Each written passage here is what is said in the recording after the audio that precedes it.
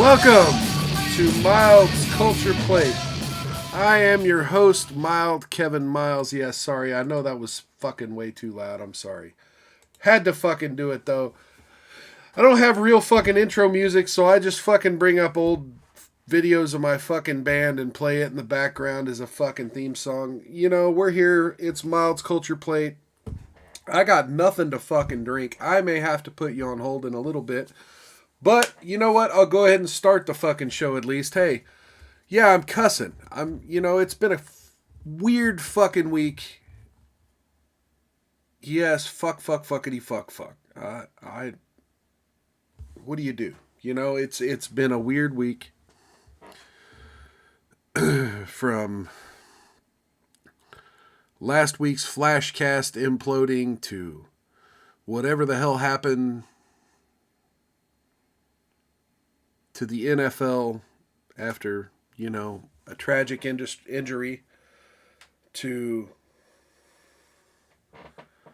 a week full of no fucking news, really, except, what do you got? You got Meghan and Harry losing their damn minds. You've got, 15 ballots for the Speaker of the House. And Kevin McCarthy still doesn't give up. I mean, of course he's not going to give up now because people have caved. I guess they bought or negotiated some votes from some of the holdout Republicans who would never, ever vote for McCarthy. And then they're fucking voting for McCarthy. I played a video on my last live stream the other day. Yeah, those people have switched their votes. You gotta love when people don't have fucking values. So yeah, this stream's not gonna be super structured. I'm probably gonna go into Twitter files 11 and 12. I think I might go ahead and get started on that. I don't know. Let's see. I don't know which is which, because Matt Taibbi dumped 2 Twitter files threads on the same fucking day. One's 34 tweets long, one's 40 tweets long. We can cover it a little bit. Both of them are basically, intelligence, glowy spooks in our Twitters. Nothing new. I mean, sort of new, but nothing super new. Yeah, I don't have any whiskey in front of me. I don't have anything to drink in front of me. I may go get a soda. I don't know. We'll see. We'll see how, my dry ass throat does here in the next little bit. But there are a couple things I did want to address. And you folks know I'm trying to grow the channel. So right off the bat, let me go ahead and ask you to click that like button at the bottom. I don't usually do this till the end of the show. But, I do kind of want to throw something out there because I am trying to grow this channel. And you know what I actually would like to do? And by all fucking means, I'm no expert. But I think it would be entertaining if I fielded some relationship questions, perhaps. Maybe once a month, do one of my Patriot Philosopher streams, in which I field questions about relationships. Again, I'm no fucking expert. I have enough drama in my life, I'm just a dude. But I am a philosopher. I do like to break things down. I do like to look at situations and size things up. And I think I'm fucking really good at that. You could say I'm fooling myself, sure. Maybe it'll be a shit stream. I don't know. But yeah, I would like to set something like that up to where maybe, I don't know, somebody calls in. Maybe I would take submissions of relationship questions on either Twitter or my email handle. both of which are Nerf mild. So, yeah, it would be interesting to have a nice conversation about relationships, because one thing I have noticed is other channels, they don't get growth from creating drama, right? But I've noticed there are a lot of discussions happening on other channels about commitment versus hookup culture, and what men in their late 20s to mid 40s should be looking for in a romantic partner, and what women over the age of 35 should be doing to find a respectable man. And boy, do I have a lot to say on both of those topics. And, so I would like to do a relationship stream. Tonight I'm going to do Twitter files. I probably should just do the damn relationship stream now, but I've already kind of committed to doing these damn Twitter files, and, I want to structure my arguments a little better.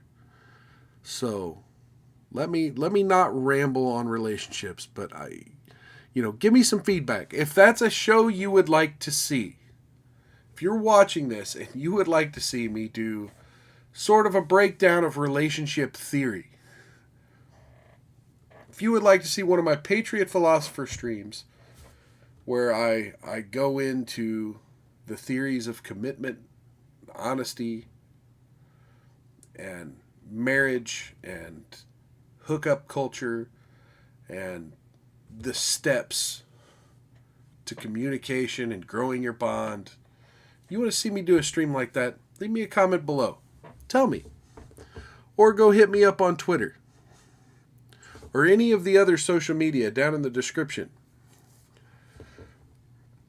So that's something I would like to eventually accomplish. I would like to definitely have some side streams where I don't talk politics, I don't talk culture, I talk about your culture, I talk about your family and the things you should be doing to love one another. Because, let's be honest, if I'm ever going to become the leader of a nationwide movement to form a cult of my religion of love and politics, no, I'm just kidding. I do not want to be a cult leader, but, it would be kind of nice to bounce some things off of other people, to have some conversations about relationships. It would be amazing.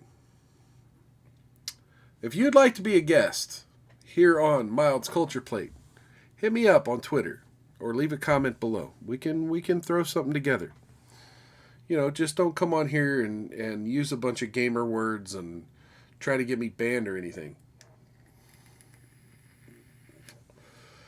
Having said that, let's jump on into the damn Twitter files. What do you say? Let's see, the FBI belly button one, or the invasion of the intelligence community. Let's do the belly button one. What the hell? It has a funny picture to begin with, so. And always got to resize these damn windows. Okay. Also, another idea for a stream I've had is, you've heard my music to start and end these shows. Definitely I'm not going to try to blow your fucking ears out, but, I've got a guitar. I've noticed that a lot of people seem interested in the music of Tim Pool and the music of Adam Krigler. I'm willing to play a little guitar on here to grow an audience. I'm not super good at songwriting, but I've got a few tunes I could bang out. Anyway, so Twitter files. The FBI belly button. Yeah. By 2020, Twitter was struggling with the problem of public and private agencies bypassing them and going straight to the media with lists of suspected accounts. So right away, here we have something to talk about.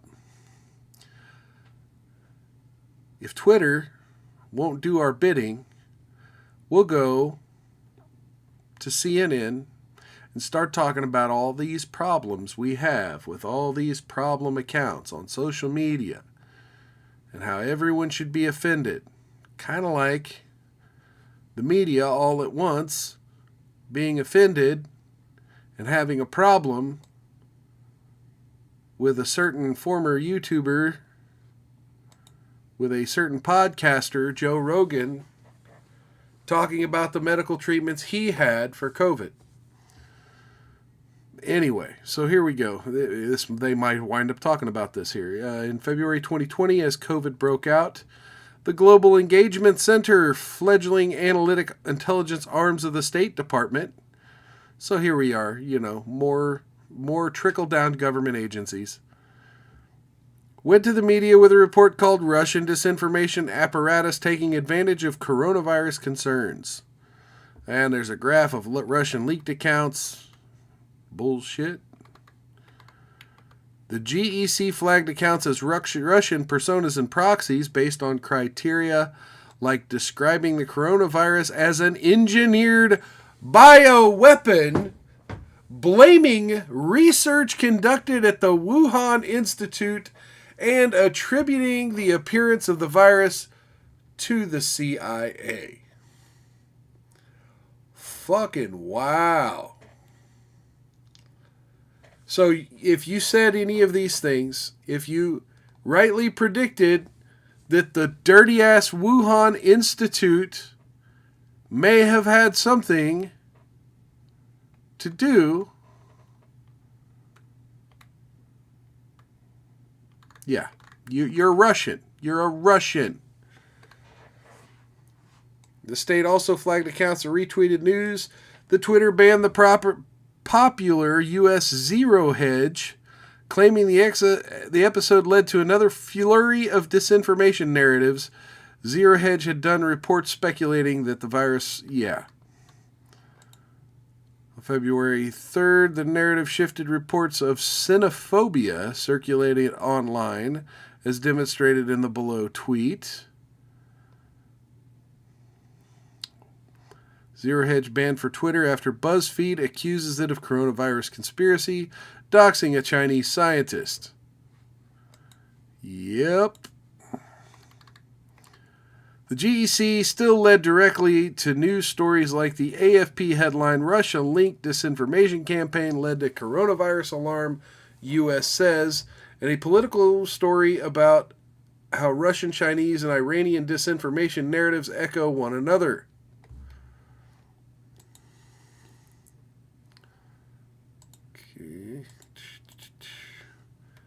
Thousands of Russian-linked social media accounts lost a coordinated effort to spread alarm about the new coronavirus, disrupting global efforts to fight the epidemic, U.S. officials say. See, these motherfuckers. See, they always do this. Officials say. What officials? Who are they fucking exactly? I'm not saying leak all your fucking sources, but really, who the fuck are they? And when this shit comes out to be false, these idiots in Congress, especially all these Republicans who now suddenly are backing Kevin McCarthy, if they get on health and safety committees, they need to bring the Associated Free Press, or AFP, whoever the fuck, I'm assuming that's Associated Free Press, right? They need to bring these AFP fuckers in a congressional hearing and say, okay, U.S. officials, who are U.S. officials? But we don't get that. We don't get that. The whistleblower protection, blah, blah, blah. Yeah. Whistleblowers, the whistleblowers who are going after American citizens for their fucking free speech and creating media disinfo campaigns to call them disinfo agents, These motherfuckers get whistleblower protections. Meanwhile, fucking Snowden has to hide across the fucking planet. Shit pisses me off. 3 governments are pushing a host of matching messages that the novel coronavirus is an American bioweapon, that the U.S. is scoring political points off the crisis. You fucking did. That the virus didn't come from China, that U.S. troops spread it, that American sanctions are killing Iranians, that China's response was great while the U.S.'s was negligent. Yeah, that was a lot of propaganda, but still.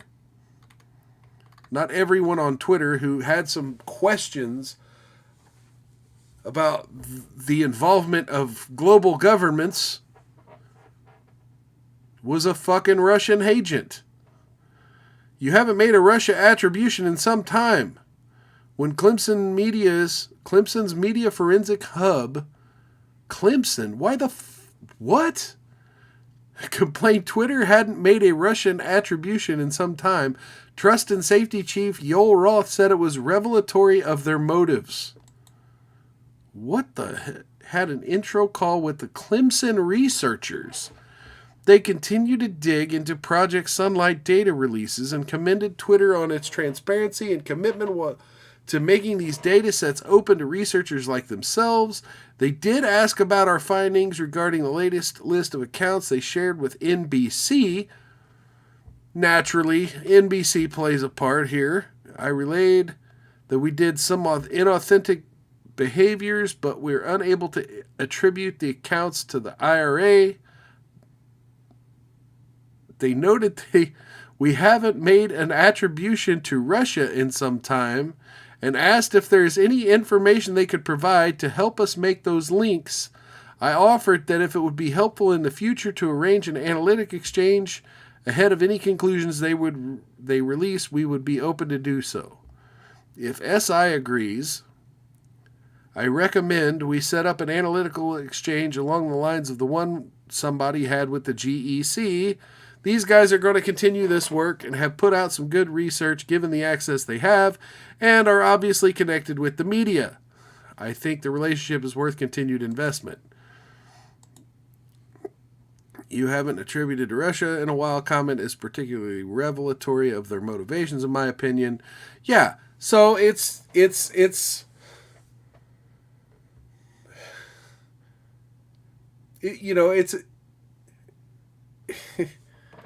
it's manipulation. It's a different form of not bribery. What's the word? Extortion. It's a different type of extortion. You give us some shit where we can manufacture a narrative that Russia's involved, or else we'll release what we do have, saying that you're not doing a damn thing about these other foreign government agents. And so then Roth took that, well, yeah, it was pretty clear what their motives are going to be, and they're connected with the media, so maybe we want to work with them. We're happy to work directly with you on this. Instead of NBC, Roth tried in vain to convince outsider researchers like Clemson Lab to check with them before pushing stories about foreign interference of the media. Happy for the DC team to pick up the relationship. I've spoke to them in the past and similarly share Yoel's frustration that they don't take any sort of guidance on what they found. When Blank left, I started interfacing directly with the Clemson folks in the hopes of getting them to stop going down this path of running to the press with claims of IRA activity. Obviously, I was unsuccessful. Happy for whoever to manage this, but I do think direct outreach to them to say something like, hey, we heard from a reporter that you say you found the IRA, as we've said a bunch of times. We're still happy to work with you, directly with you on this instead of NBC would be justified. So again, please quit lying, please quit crafting a narrative to the media. We'll do anything. We'll work with you. Come talk to us. Twitter was also trying to reduce the number of agencies with access to Roth. If these folks are like House Homeland Committee and DHS, once we give them a direct contact with Yoel, they will want to come back again and again, said Policy Director Carlos Monge. When the State Department /GEC Remember, this was 2020 during the Trump administration, when the State Department GEC wanted to publicize a list of 5,500 accounts it claimed would amplify Chinese propaganda and disinformation about COVID. Twitter analysts were beside themselves. The report appeared based on DHS data circulated earlier that week and included accounts that followed, quote, 2 or more Chinese diplomatic accounts. They reportedly ended up with a list of nearly 250,000 names long and included Canadian officials and a CNN account. Curious how they react if their analytics colleagues had included the Canadian military and CNN. The State Department spokesperson told CNN that GEC provided Twitter with a sample of the overall data set that included nearly 250,000 accounts, adding that it was not surprising that there are authentic accounts in any sample. Here's a roundup of coverage and some notable tweets thus far. I also expect a separate and/or updated Bloomberg story and possibly a piece from the AP, who I spoke with earlier. Straightforward coverage. The headline appears to be from CNN. So CNN don't give a shit that they've been caught up in this. They'll report on it anyway because, hey, the number 250,000 Chinese bot accounts means something to them, right? We're providing these 5,500 accounts that display inorganic behavior and follow 2 or more of the 36 Chinese diplomatic Twitter accounts that we've identified in the report. Due to the fact that these accounts follow 2 more of these accounts, a good portion of them are newly created, we believe they're suspicious. This is shared for situational awareness and no action is requested. Yeah, Stacia Cargill. Remember that from before? They flagged on yesterday's call that this report will be a major focus of the special envoy's briefing. Roth saw GEC's move as an attempt by the GEC to use intel from other agencies to insert themselves into the content moderation club that included Twitter, Facebook, FBI, DHS, and others. And there's Yoel Roth essentially saying that. The GEC was soon agreeing to loop in Twitter before going public, but they were using a technique that had boxed in Twitter before. The delta between when they share material and when they go to the press continues to be problematic, wrote one comms official. Some thought seeing the GEC piece are info ops regarding CN and future labeling as interconnected. I think we need to be mindful of the larger picture. Agree with Blank that something little more detached and direct might be helpful so that they're aware we're going over the data rigorously by our own internal standards and not half-baked to meet their media cycle. We've primed the media to be curious and inquisitive of this dynamic too. If we can help further, shout. So they had their own little Twitter files pipeline to the mainstream media. And just like we're waiting for like juicy shit to come out, they were waiting for juicy shit that they could craft narratives around to come out. This is quite interesting.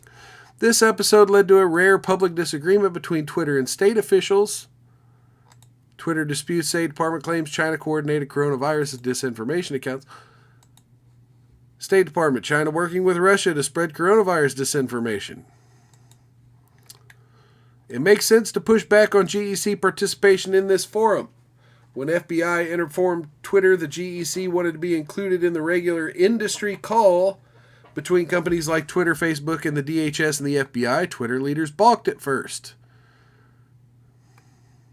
So they wanted to push back. But number 16, Facebook, Google, and Twitter executives were united in opposition to GEC's inclusion with ostensible reasons, including the GEC's mandate for offensive I.O. to promote American interests. Okay.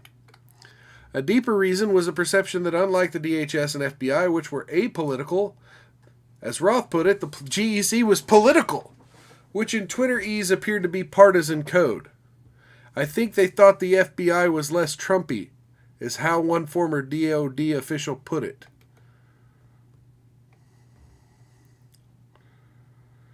After spending years rolling over for the Democratic Party requests for action on Russia-linked accounts, Twitter was suddenly playing tough. Why? Because, as Roth put it, it would pose major risks to bring the GEC in, especially as the election heats up.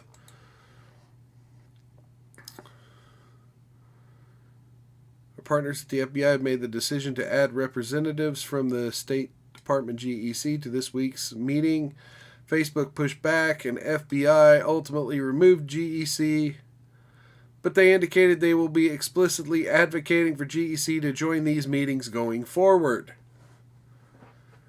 Google and I align that GEC's presence in these meetings is problematic for several reasons, including their mandate for offensive to promote American interests, relative lack of discretion and caution from senior GEC leadership in sharing reports based on shaky methodology, limited track record of successful collaboration with the industry, especially as the election heats up in the coming months. Introducing an actor like GEC into what has to date been a stable and relatively trusted group of practitioners and experts poses major risks and could undermine a channel of significant importance to security efforts. Wow. When senior lawyer Stacia Cardle tried to argue against the GEC's inclusion to the FBI, the words resonated with Elvis, not Laura, meaning with Agent Elvis Chan, and not the Foreign Intelligence FITF Unit Chief Laura Demlow. So the FBI was open to it, to including these GEC, but not the Influence Task Force. Which is interesting, because you would think that if the GEC was so fucking worried about Russian bot accounts, they would be working with the goddamn Foreign Influence Task Force. I mean, that's their name. Foreign Influence.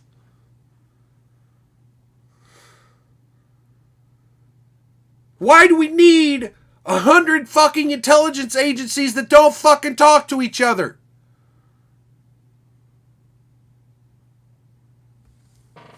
Sorry, don't mean to scream into the microphone. This shit pisses me off. You know, there are so many government agencies. There are so many intelligence agencies. Just the fusion centers alone would blow your fucking mind. I implore you, watcher of this show, research what the fuck fusion centers are.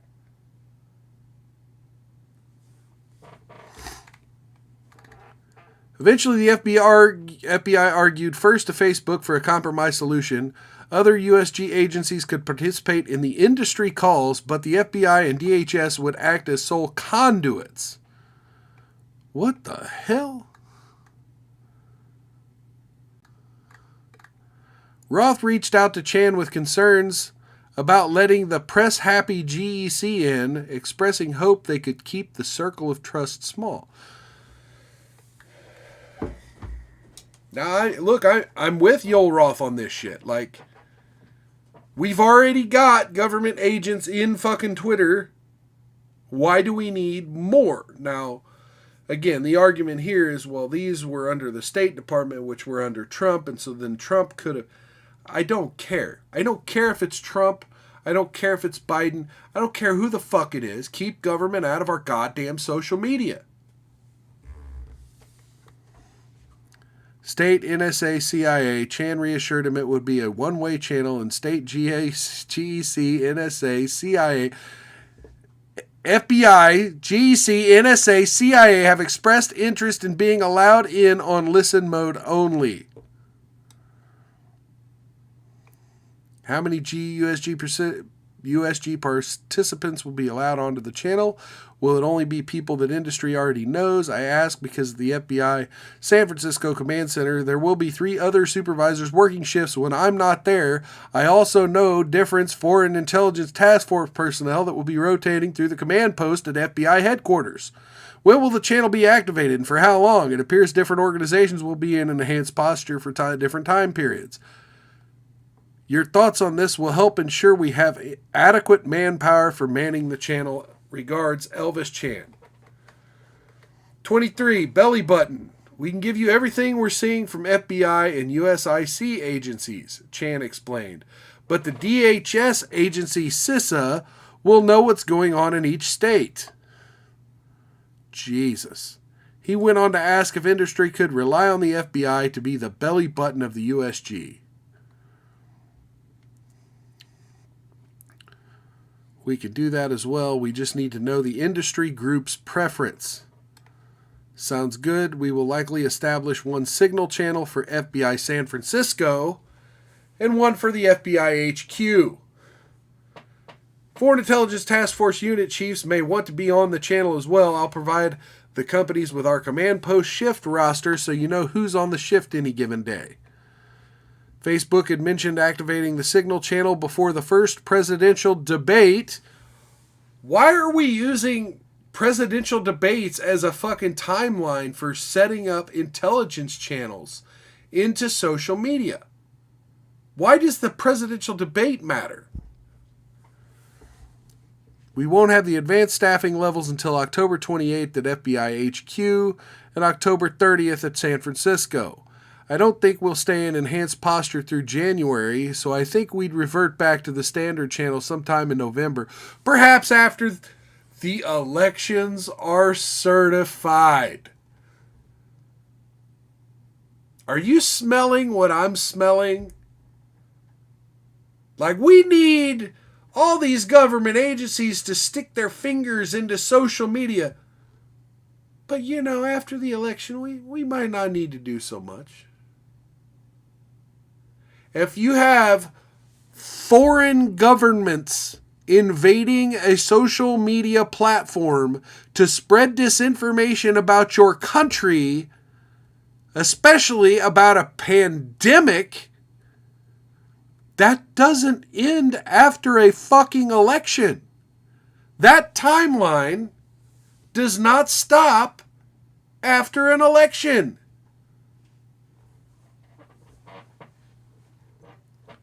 Hello, Anna in the chat. Nice to see you here. Thank you for watching. They eventually settled in on an industry call via Signal. In an impressive display of operational security, Chan circulated private numbers of each company's chief moderation officer in a Word doc, marked Signal phone numbers, subject line, list of numbers. So yeah, let's just give everyone's at the FBI's phone numbers in a WordPad doc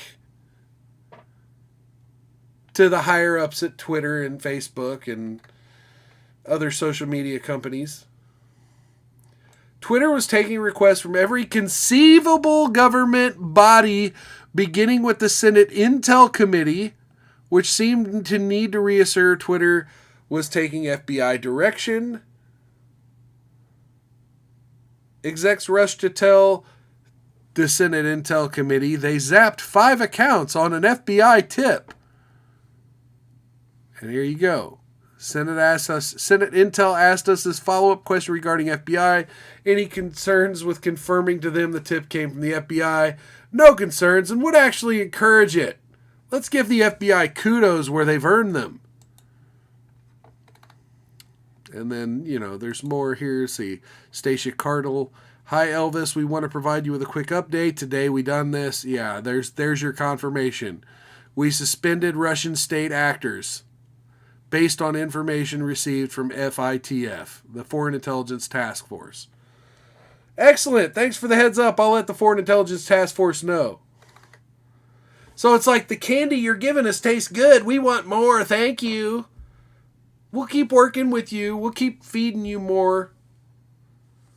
It's working. It's working. We found the Russians.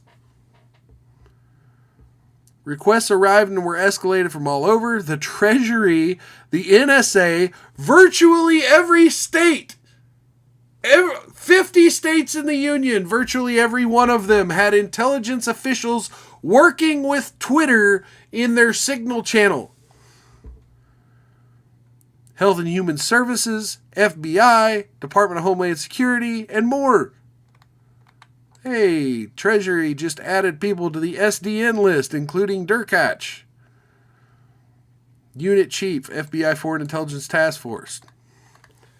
They also received an astonishing variety of requests from officials asking for individuals they didn't like to be banned. Here, the Office for Democrat and House Intel Committee Chief, motherfucking Adam Schiff, asks Twitter to ban the journalist Paul Sperry. Adam fucking Schiff reaching his hand. Dude, if I was Paul Sperry, this Twitter thread went live on January 3rd. By midnight, I would have been on the phone with teams of attorneys reaching into Adam Schiff's fucking office in a lawsuit. I met with blank from PP. He flagged the attached analysis from the House Permanent Select Intelligence Committee, Representative Adam Schiff's office for review, and feedback related to alleged harassment from QAnon conspiracists against a staffer. Would like to get your thoughts on our ability, if any, to support this request. Remove any and all content about Mr. Misko and other committee staff from its service. Nope, we don't do this. We'll review these accounts again, but I believe they mentioned only once that qualified for suspension. Suppress any and all search results. Nope, we don't do this. If it is related to QAnon, it should already be de-amplified. Stop the spread of future misinformation on Twitter. We know this is not true. This was when? This was November 12th, 2020? No. Yeah, we don't have a general misinformation policy? Yes, they did. We saw earlier in the Twitter files that they had a general misinformation policy by November. Label and reduce, we don't do this. So, they're telling Schiff's office to fuck off. I mean, that's essentially what they're doing. They're telling Schiff's office to fuck off, which, kudos to Yoel Roth, or whoever. I think this is Yoel Roth. I don't know who this is. It might not be Yoel Roth. So, whoever this was at Twitter that said, we're not going to do this bullshit. Oh, Sperry was later suspended, however. Oh, so no, we don't fucking do this, but you know what? After a while, we decided to go ahead and do it anyway. Twitter honored almost everyone else's requests, even those from the GEC, including a decision to ban accounts like Rebel Protests and Bricks Media, because the GEC identified them as GRU-controlled, more Russian bullshit, linked to the Russian government, respectively. Wow. GEC requests are what a former CIA staffer working at Twitter was referring to when he said, our window on that is closing, meaning the days when Twitter could say no to serious requests were over. Wow. So the government tells us to delete shit, we're just going to start deleting it. Our ability to say no to the government, yeah, that's kind of slipping away.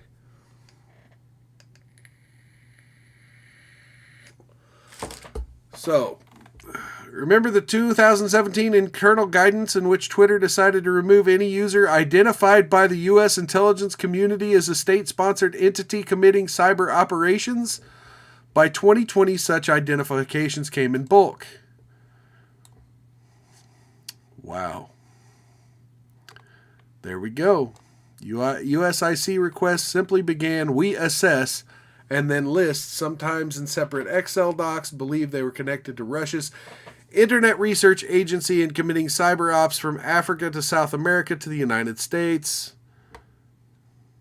Jeez. Okay, Twitter handle JGoldPhD, posting racially derogatory content targeting African Americans.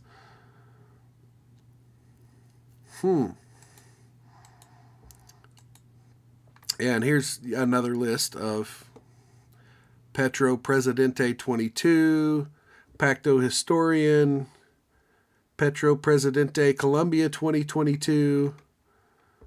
Yeah, people essentially influenced in the elections of Venezuela, Cuba, and Colombia. Bot-like behavior. So this is they're doing the shit that what's his name, Christopher Boozy and Bot Sentinel does. They look at what they're tweeting and just determine this must be bot shit. I mean, I could be wrong. I don't know what kind of algorithms they use.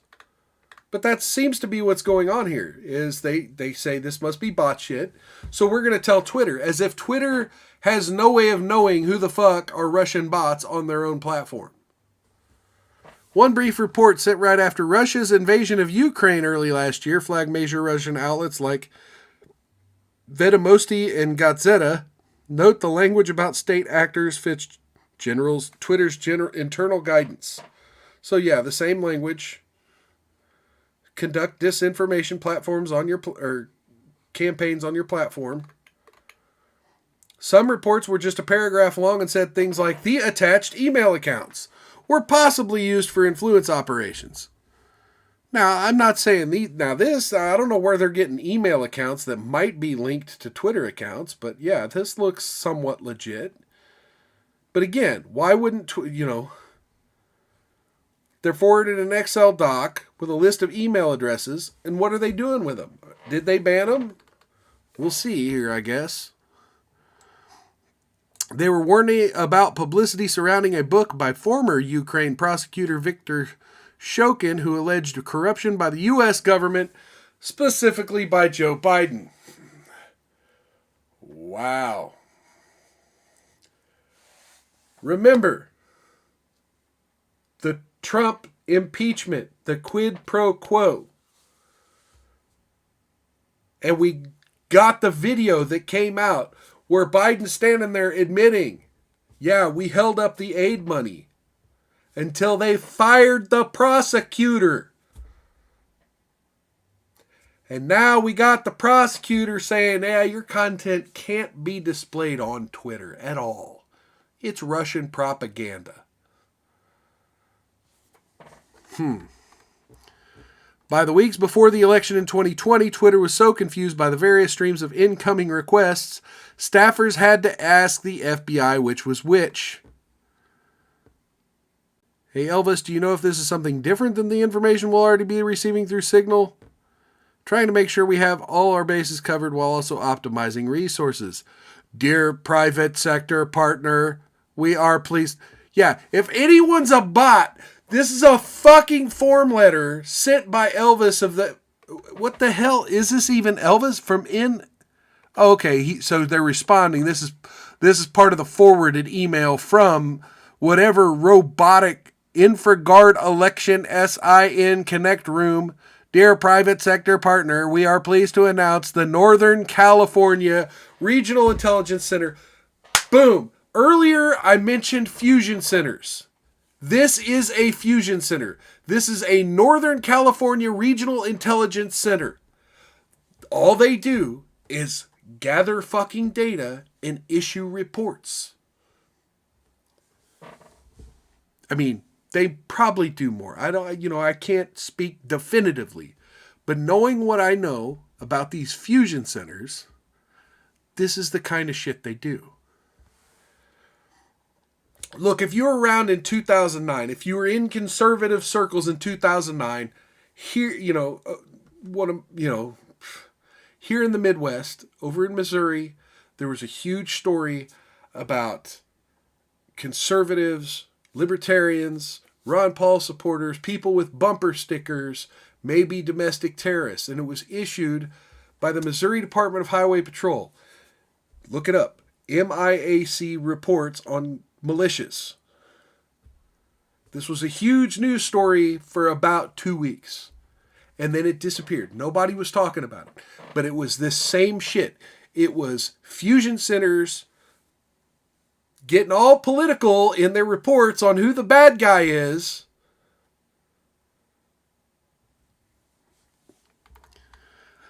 I apologize in advance for your workload. Requests poured in from FBI offices all over the country, day after day, hour after hour. If Twitter didn't act quickly, questions came. Was action taken? Any movement?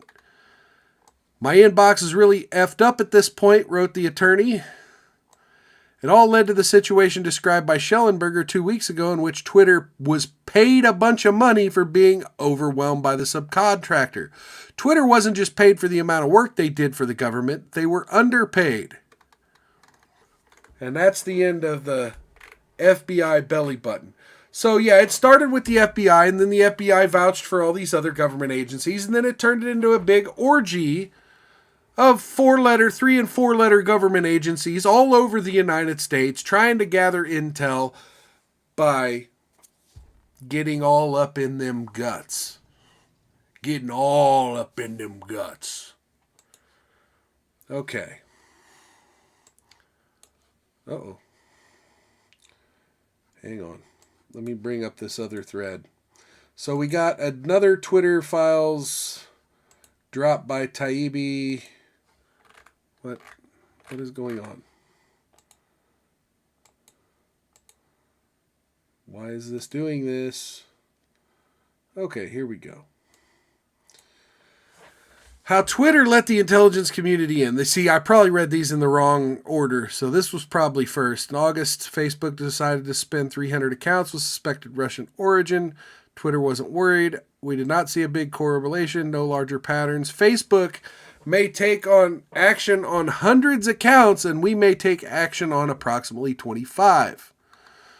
Keep the focus on Facebook. Twitter was so sure they had no Russia problem, executives agreed the best PR strategy was to say nothing on record and quietly hurl reporters at Facebook, which then we would find out in the one I just read. Well, that's when the GEC ran to the media saying that we've got researchers at the college. I forget what damn college is already. We got researchers at the college who say there's all these Russian, Chinese, and Iranian misinformation accounts. Twitter is not the focus of inquiry into Russian election meddling right now. The spotlight is on Facebook, wrote Public Policy VP Cromwell. The Facebook announcement today is going to draw us into conversations with Congress on this, and we need to duly assess what we know to be responsive to inquiries from Capitol Hill. So this is, September 6, 2017. So yeah, this was after Trump was elected, and the whole story was Russian bots. So here we go. September 2017, after a cursory review, Twitter informed the Senate it suspended 22 possible Russian bot accounts and 179 others with, quote, possible links. They were liking their tweets to those other accounts amid a larger set of roughly 2,700 suspects manually examined. Receiving these meager results, a furious Senator Mark Warner of Virginia, ranking Democrat on the Intelligence Committee, held an immediate press conference to denounce Twitter's report as frankly inadequate. So, of course, the Democrats are so pissed that Twitter didn't find as many bots as Facebook did, so there must be something wrong with that. Irony, mused Crowell the day after Warner's pressure, after receiving an e-circular from Warner's re-election campaign asking for $5 or whatever you can spare. Keep producing material. After meeting with congressional leaders, Crowell wrote, Warner has political incentive to keep this issue at the top of the news, maintain pressure on us and the rest of industry to keep producing material for them. Keep producing material. Democrats also taking cues from Hillary Clinton, who in her What Happened book tour is pointedly talking about the role of Russian propaganda and dirty tricks. Okay, so we're going to take our lead from Hillary Clinton. Yep. Number 10, taking cues from Hillary Clinton, Crowell added. Dems were taking cues from Hillary Clinton, who that week said it's time for Twitter to stop dragging its heels and live up to the fact that its platform is being used as a tool for cyber warfare. Hillary Clinton accuses Facebook, Twitter, and Google of enabling Russian agents. Dude, we're right back into the Russia of 2017. You gotta love it. Because that led to that led to now we have fusion centers up in the ass of everything we post on social media. The biggest 1984 nightmare that I have had for the past 12 years. Oh well. Growing anxiety over its PR problems, Twitter formed a Russia task force and proactively self-investigate. The Russia task force started mainly with data shared from counterparts at Facebook, centered around accounts supposedly tied to Russia's Internet Research Agency, IRA. Okay, so this is what I was missing out of the IRA. I'm like, what's IRA? Russia's Internet Research Agency. Okay. But the search for Russia periphery was a dud. What we have is an initial list of suspicious advertising content, a lot of benign content. Need to further investigate before we could draw a conclusion. Models that produce lists of tweets found 8,000 around election, and a further 700 accounts with potential lists of accounts with Russian links. Deeper analysis required before determining if connection between lists and Russia. Group will do manual reviews with legal comms around next phase. Okay.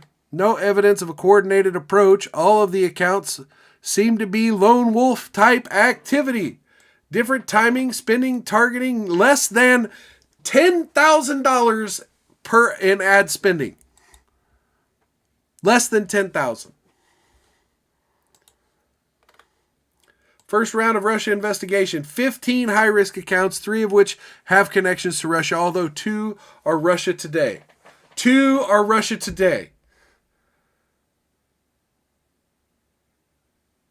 So one connection with Russia out of 15 high-risk accounts. 1, because the other 2 were Russia Today. Now, Russia Today had a lot of Twitter followers. How many accounts do you follow? How many accounts do you follow that you notice every tweet? If you had 1 out of these 15 in your feed, how much would that influence you on whether or not you should vote for one person or another? Now, I know that things go viral, and something picked up by one of these alleged bot accounts may be shared by a high-profile account, and then it might go viral. But again, you have the ability to verify news stories. So what's what? Are they really afraid that 1 of 15 accounts was going to sway the election? Hell no. Hell no. The Democrats needed a scapegoat. We're not unpopular. It's just the Russians made us look that way. Yeah, right. 2017 built new version of the model that is lower precision but higher recall, which allows to catch more items. We aren't seeing substantially more suspicious accounts. We expect to find around 20 with a small amount of spend. Wow. Finished with investigation. 2,500 full manual account reviews. We think this is exhaustive. 32 suspicious accounts and only 17 of those are connected with Russia. And only 2 of those have significant spend, one of which is Russia Today.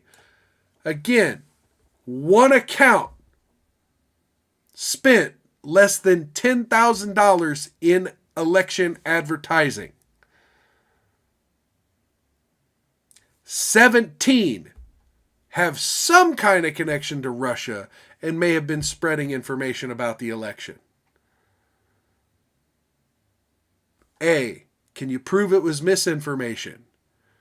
B, can you prove it was influential enough to sway the election in Donald Trump's favor? No, you fucking can't, you fucking losers.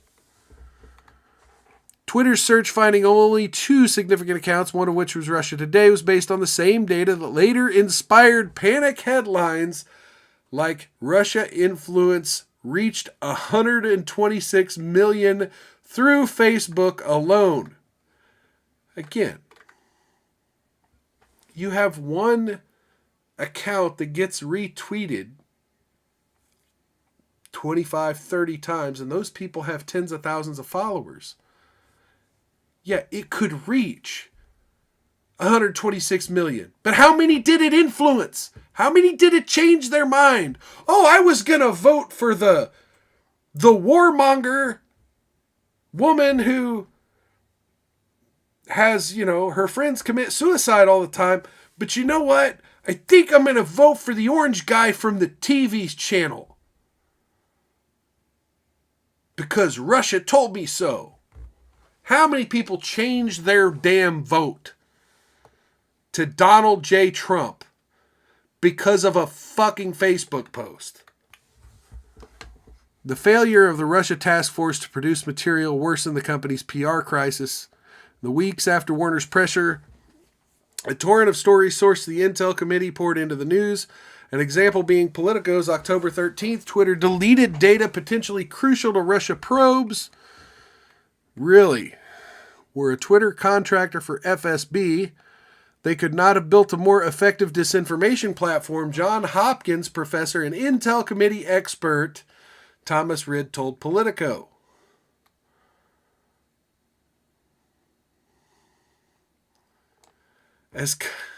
So, accusing Twitter of working with the Russians.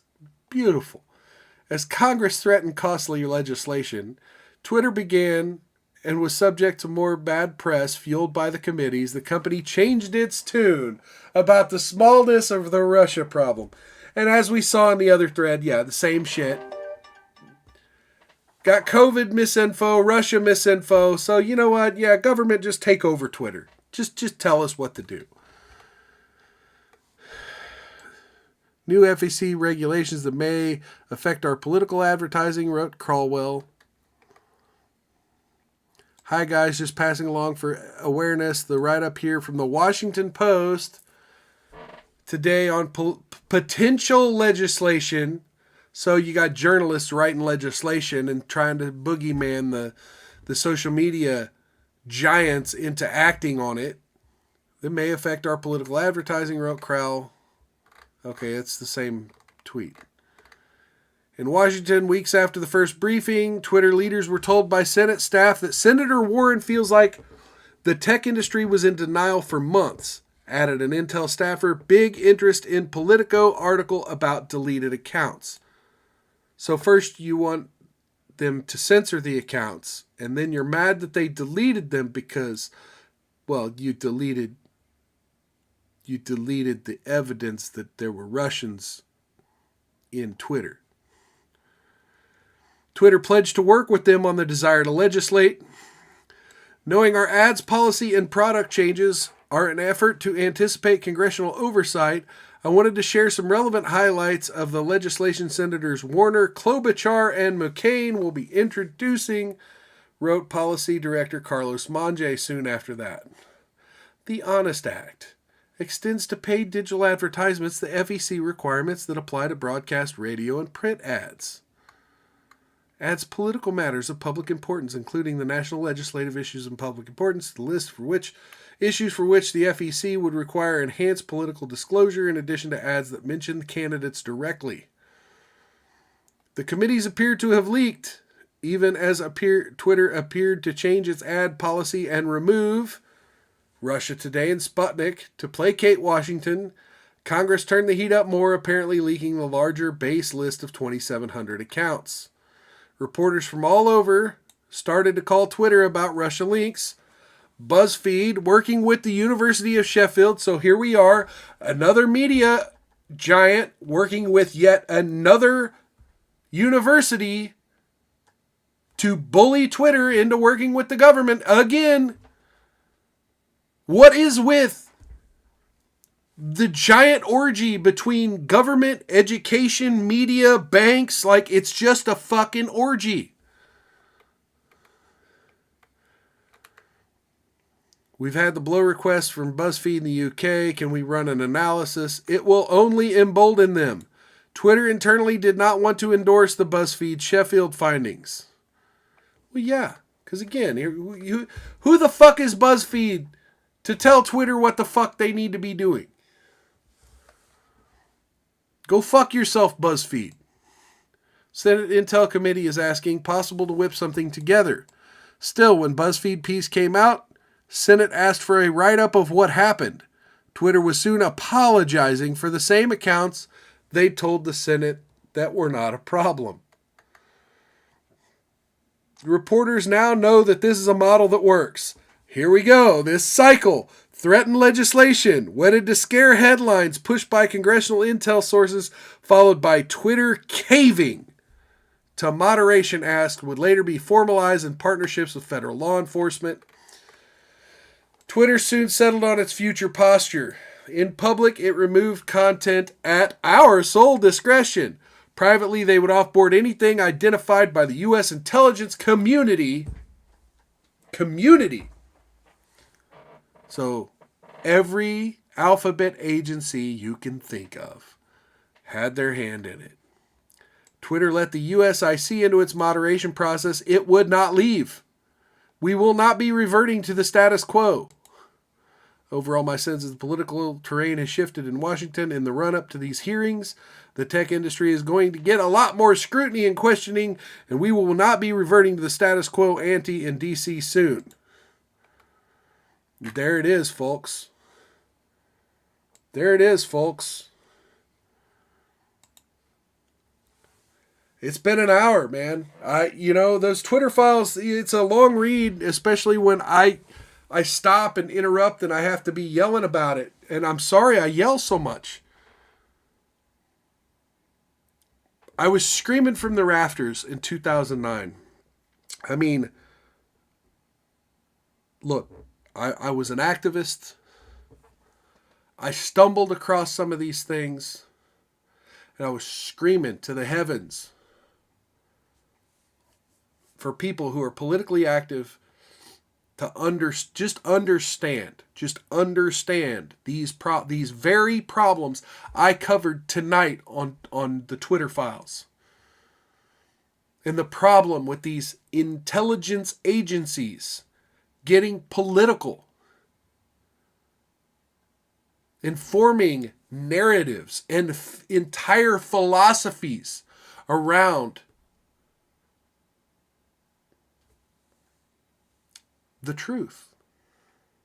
Truthful, look, maybe some of it was Russian misinformation, maybe some of it was COVID information, but the only reason that shit's out there is because people are talking about these things in an attempt to discover the truth. So it's like, okay, there's good info, there's bad info, but we're just going to say anyone talking about any of these subjects in any fashion is bad and is Russian and is... And we need our big alphabet intelligence agencies to get involved and get this shit off Twitter because we can't control the narrative. Because we can't control what people are thinking and hearing. And we got to be able to curtail people talking about this virus or this election. If they know what we're doing, they'd kill us. There's a quote out there. There's a quote out there that someone said that in relation to some other things. Look it up.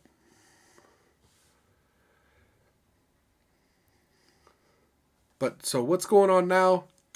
Directly related to shit that's happened in the past. And ladies and gentlemen, if you're at all politically active, I beg you to research what a fusion center is. And understand that the CIA and all the boogeyman stuff you see in spy movies and all that bullshit, that this is what this shit really is. What went on at Twitter and what's currently probably still going on at Facebook and other social media apps are intelligence agencies telling you what you're not allowed to think. And if you dare speak up, we'll find a link. We'll find a way to link you to Russia. You like this person, they like that person. They like to post from Russia Today 20 months ago. Okay, you're Russian. Bye. You're off social media because you told the truth. And now everyone who is listening to you can't hear you speak now. There should be lawsuits out the wazoo. There should be sunshine requests, Freedom of Information Act requests, whatever you call it in your state, in your local county. If you do a little research on fusion centers, figure out which ones operate in your state. Fill out a Freedom of Information or Sunshine Law request or whatever it is in your state, an open records request to that agency with your name.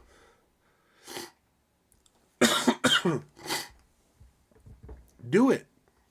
Please do it.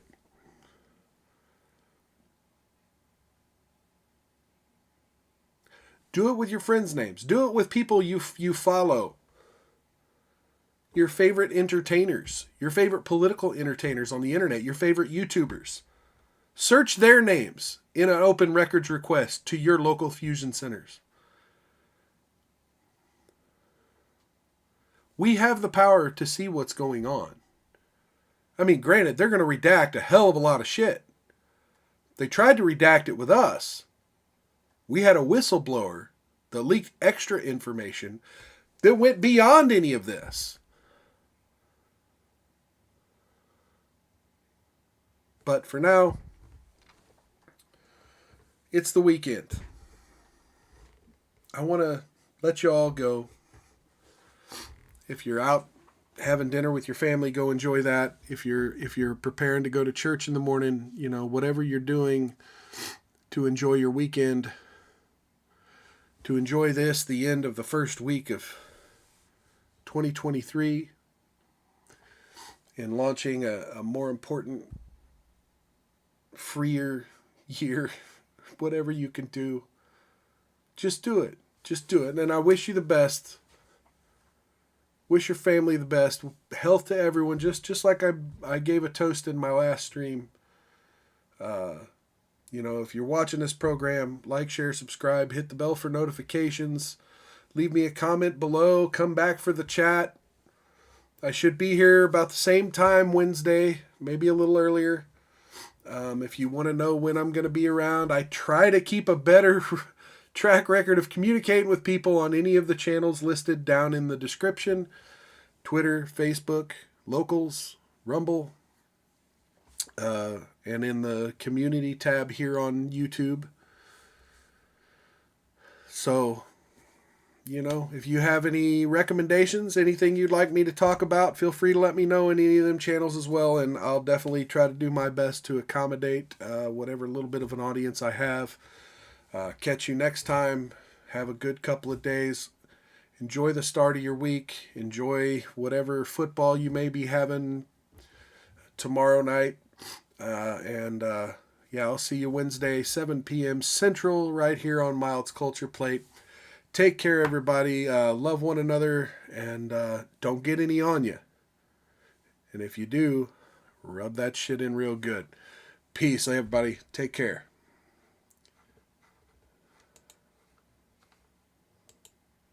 Oh, and of course that's not playing now.